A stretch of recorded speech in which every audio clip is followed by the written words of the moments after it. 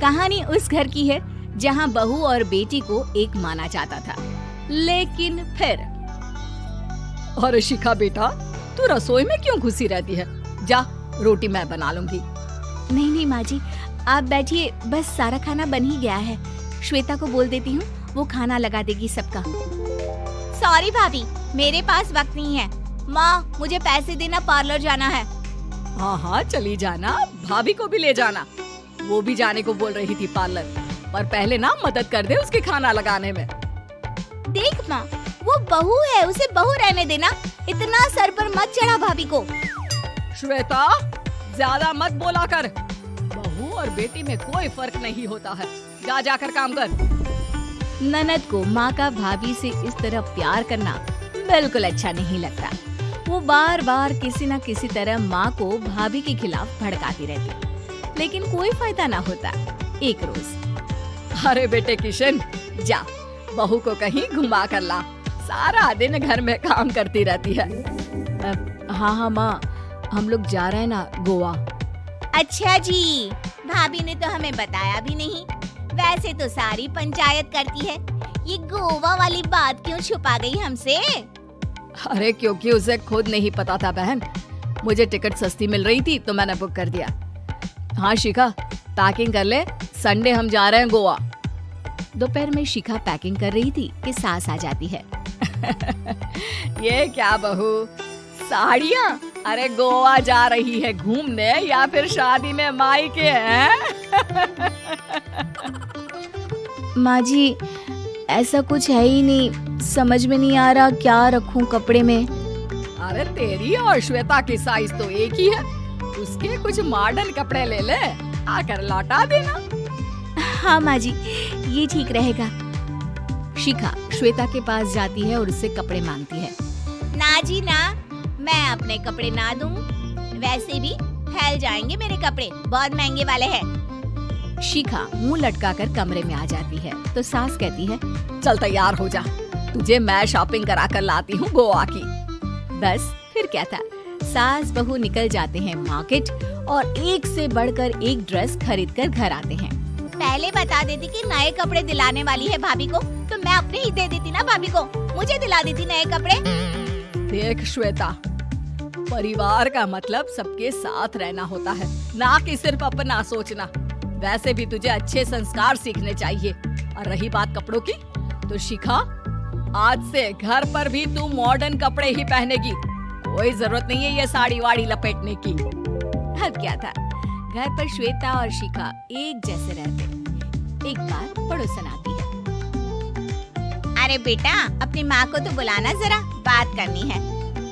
शिखा सास को बताती है और रसोई में चली जाती है। ये आपकी बेटी बहुत बड़ी हो गई है, इसके लिए एक रिश्ता है, कहो तो बता दूं। ये बेटी नहीं बहू है, घर में सब एक जैसा ही रहता है। वैसे मेरी बेटी भी बड़ी हो गई है, कोई रिश्ता हो तो जरूर बताना। पड़ोसन रिश्ता लेकर उन लोगों के घर आती है।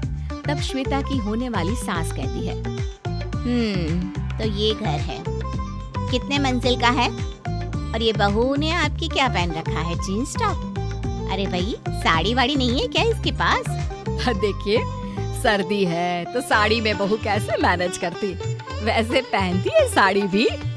देखिए, हम लोग ठहरे पैसे वाले लोग, कोई कमी नहीं है हम लोगों के पास पैसों की, बहुत पैसे हैं, जमीन, नौकर, चाकर, कार, सब कुछ है, लेकिन घर में संस्कारी बहू चाहिए। समझ रही हैं ना आप? सास कुछ कहती कि श्वेता बोल पड़ती है, हाय रे, नौकर चाकर से लेकर जमीन, कार, पैसा, हाँ, मुझे रिश्ता मंजूर है मुझे। अरे रुक जा श्वेता, मैं बात कर रही हूँ ना। देखिए, हम लोगों के घर इतनी आजादी नहीं मिलेगी। अरे हाँ कर देना माँ, हाँ कर दे जल्दी से। सास क्या करती, बेटी की शादी ऐसे घर में कर देती है जहाँ ना उनके विचार मिलते हैं और ना ही आचार। शादी के बाद एक रोज फोन पर, श्वेता बेटा, एक बार घर आ जा, बहुत दिल करता है तुझे देखने का। माँ, वो घर पर बहुत काम होता है, कैसे आऊँ? बड़ा घर है, लेकिन आने जाने वालों की लाइन ही लगी रहती है। बेटा, मैं तो जानती थी उस घर का हाल। लेकिन तू ही नहीं मान रही थी। माँ देख, हर घर का यही हाल है।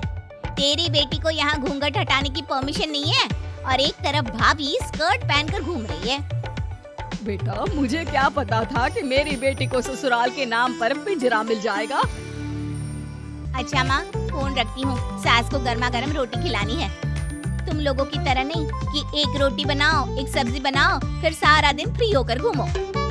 सास फोन तो रख देती है, लेकिन सोच में पड़ जाती है कि एक तरफ बेटी जिसे कोई आजादी नहीं, वहीं दूसरी तरफ बहू जिसे देखकर लगता ही नहीं कि उसकी शादी भी हुई है। अगले रोज। शिखा, अरे ओ शिखा। हाँ माँ, क्या हुआ? कुछ चाहिए आपको? मैं जिम जा रही थी। जिम के कपड़ों में बहू को देखकर सास को घूंघट में अपनी बेटी का ख्याल आता है। देख बहू, घर में बहू की तरह रहा कर। इतने टाइट कपड़े पहनकर जिम जाना पसंद नहीं मुझे। जा जाकर रोटी बना। रोटी? माँ, अभी तो शाम के 6 बजे हैं। इस वक्त रोटी? अब क्या मेरे खाने पीने पर भी पहरा है? अरे जब मर्जी तब मैं अपने घर में खा भी नहीं सकती क्या? बहू को अजीब लगता है। वो समझ नहीं पाती कि जो सास कल तक इतनी सपोर्टिव थी, उन्हें अचानक से क्या हो गया। वो किचन में जाती है, गरम रोटी के साथ 2 तरह की सब्जी, रायता, सलाद सब लेकर सास के पास आती है। माँ जी, खाना। इतना सारा खाना? राक्षस समझा है क्या मुझे? रोटी मांगी थी मैंने गर्मा गर्म बस। पर माँ जी, रोटी खाती किससे आप? सब्जी तो बनानी थी ना। अरे भूख मर गई मेरी तेरी बहस से। जा जाकर काम कर, अंदर पूरी रसोई साफ कर। बहू अंदर चली जाती है। थोड़ी देर में श्वेता घर आती है। अरे शिखा, जल्दी से चाय ला, पकवान बना, मेरी बेटी आई है। अरे नहीं नहीं माँ, ड्राइवर बाहर खड़ा है। मैं तो घर का कोई सामान खरीदने के बहाने यहाँ आ गई हूँ। मुझे जाना होगा। अरे बेटा, पर कितने दिनों बाद देख रही हूँ तुझे। रहने आ जाना 2-4 दिन के लिए। आ जाऊंगी माँ, जब मेरी सास मरेगी तब। मैं तो रोज मन्नत मानती हूँ कि मेरी सास मर जाए तो अच्छा है। अच्छा चल, जा रही हूँ माँ। हे भगवान, कैसे कैसे दिन देखने पड़ रहे हैं मेरी बेटी को। सास अंदर जाती है, जहाँ श्वेता की जिम वाली सहेली का फोन आया होता है। क्या बात है, आज जिम नहीं आई? अरे पता नहीं यार, आज माँ को क्या हो गया अचानक। पर खैर कोई नहीं, लगता नहीं कि मैं अब जिम आ पाऊंगी। शिखा स्पीकर पर बात कर रही थी, जिसे सास सुन रही थी। यार, ये सास ना होती ही ऐसी है। मैं तो कहती हूँ बुढ़िया जल्दी मरे और तू आराम से जिए। शिखा को सहेली की बात पर गुस्सा आ जाता है। माँ के मरने की कौन सा बच्चा दुआ मांगता है मोहिनी? आगे से ऐसी बात मेरे सामने मत करना। हमारे घर की शोभा ही माँ है। क्या हुआ जो थोड़ी शक्ति दिखा रही है? उसमें भी कोई ना कोई उनकी भलाई ही होगी। मैं तो कहती हूँ भगवान मेरे जैसी सास सबको दे, जो सिर्फ माँ की तरह है। सास वाली तो कोई बात ही नहीं है उनमें। सास ये बात सुन रही थी। उनकी आंख में आंसू आ जाते हैं कि क्यों वो बेटी की किस्मत में बहू को भी भागीदार बना रही थी। शिखा, अरे ओ शिखा, क्या हो गया? जिम नहीं जाना क्या?